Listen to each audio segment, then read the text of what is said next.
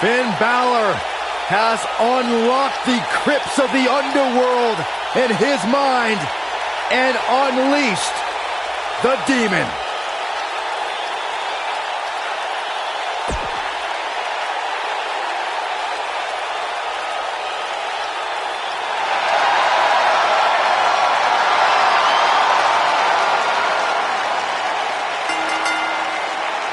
The following contest is a steel cage match and is for the Intercontinental Championship.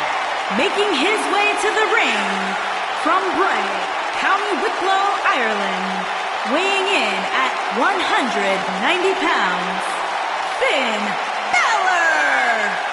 What a moment! What a spectacle. And what a big fight we're about to witness.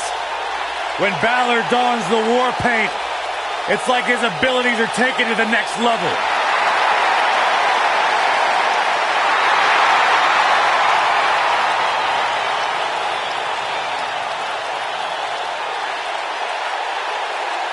Finn Balor only brings out the demon when it's time for a big fight.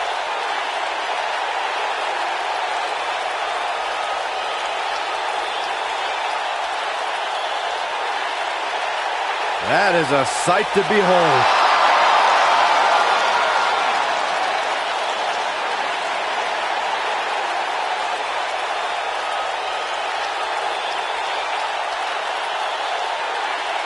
Intimidating.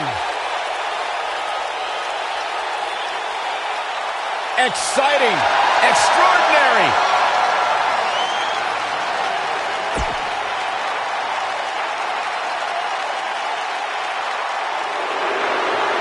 Saxton, what do you know about being tranquilo?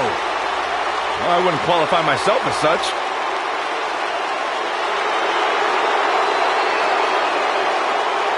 And his opponent, from Gómez Palacio, Durango, Mexico, weighing in at 215 pounds, Andrade Cien Almas.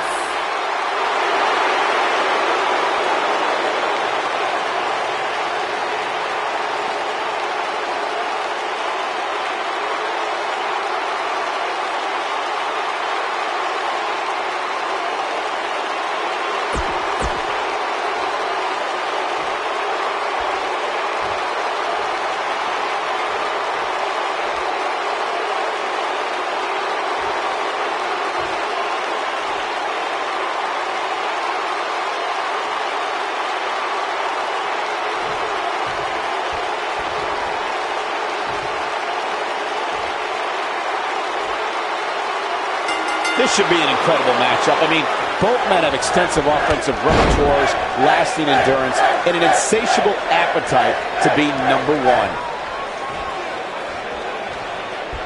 Harsh impact. Drop kick. Oh, great height.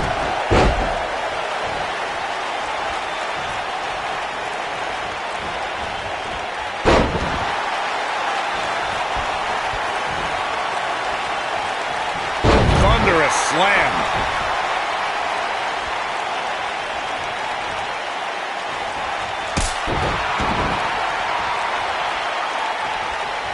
According to historians, the twisted metal that we see as part of steel cages today dates back 80 years.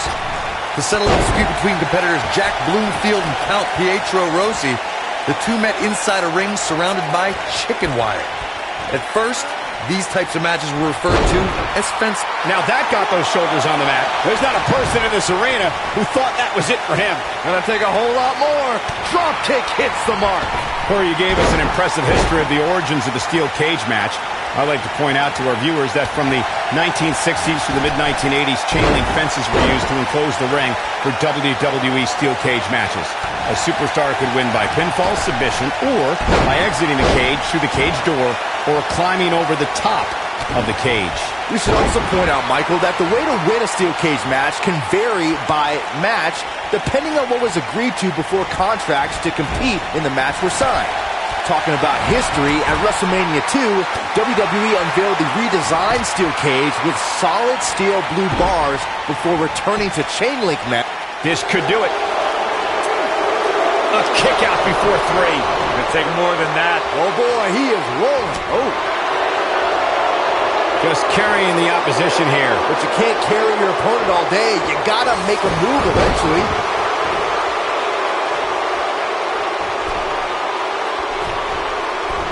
Ooh. Beautiful technique.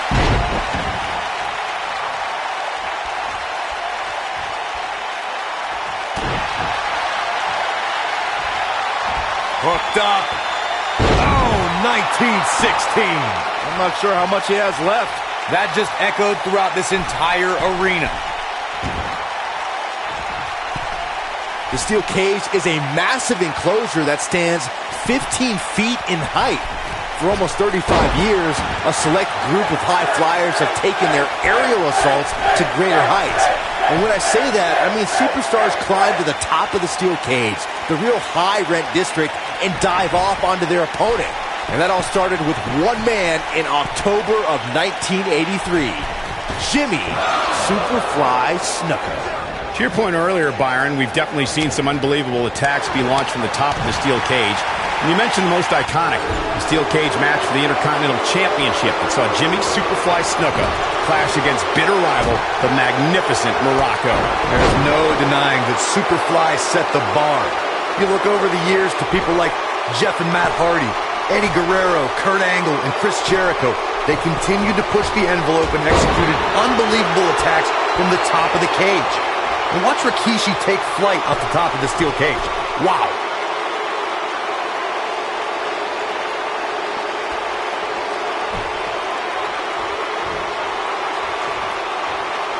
What a strike. Once the bell rings, anyone who opposes the Demon King better have a plan. The priority in that plan must be to stay away from the Demon's explosive quickness. Balor looking to end it. 1916. Wow, I'm just as surprised as you guys are. This is Finn Balor's match now.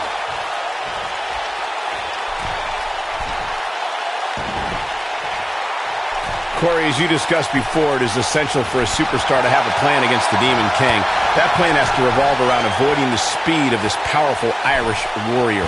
I think it's bad enough you have to go up against the Demon King, but trying to stay away from his speed and agility makes the task that much harder. But you have to do it.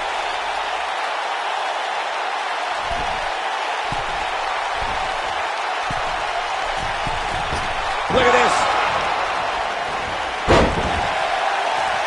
Before 2017's Extreme Rules, there were just 3 previous tag team matches where championship gold was decided inside a steel cage in the history of WWE special events. The Hardy Boys were in 2 of those matches.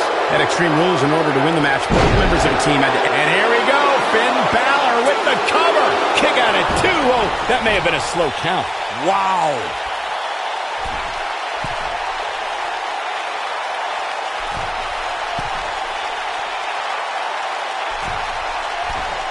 The Demon King is the warrior spirit that lives and breathes inside the body of Finn Balor. There's a point that Finn reaches where he can no longer take a chance against an adversary. And when that time comes, Balor channels the Demon King spirit and unleashes an awesome power from another world. And there's the reversal from Finn Balor. Away from the ring, Finn Balor conceals the spirit of the Demon King. It's not something Finn wants people to see unless they have to. The Demon King is not something that Finn wants to use unless he has to. Yes, Finn might keep the Demon King hidden away somewhere deep in his soul, but no one should be naive enough to think that the Irish Warrior can't be unleashed at any point in time.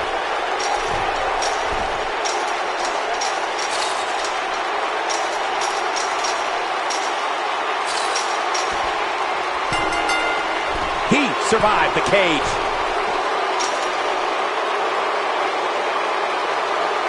Now let's take another look at these guys in action. Check this out.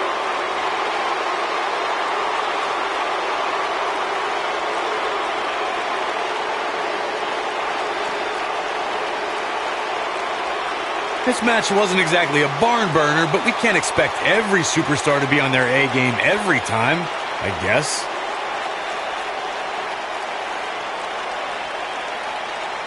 I know the match was solidly entertaining, but I really hope these guys would take it to the next level. Regardless, nobody's asking for their money back. Here is your winner and new Intercontinental Champion, Finn Balor. A very impressive victory. And talk about displaying a never-say-die attitude. It was as if winning was the only option here tonight. What a matchup that was. Truly incredible.